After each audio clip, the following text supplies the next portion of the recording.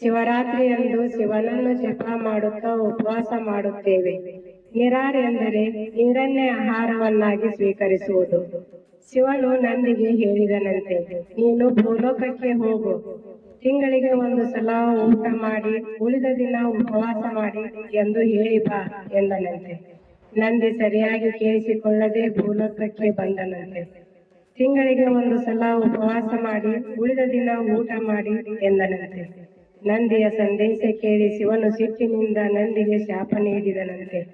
ಮಾನವರಿಗೆ ಊಟ ಮಾಡಲು, ಕೃಷಿ ಕೆಲಸಕ್ಕೆ ಸಹಾಯ ಮಾಡಲು ನೀನು ಅಲ್ಲೇ ಇರು ಎಂದನಂತೆ.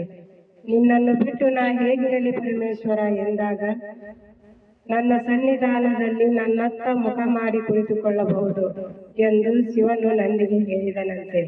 ಶಿವನ ಎದುರು ನಂದಿ ಇರುವುದನ್ನು ಅಂದಿನಿಂದ ಇಂದಿನವರೆಗೂ ನಾವು ನೋಡುತ್ತೇವೆ.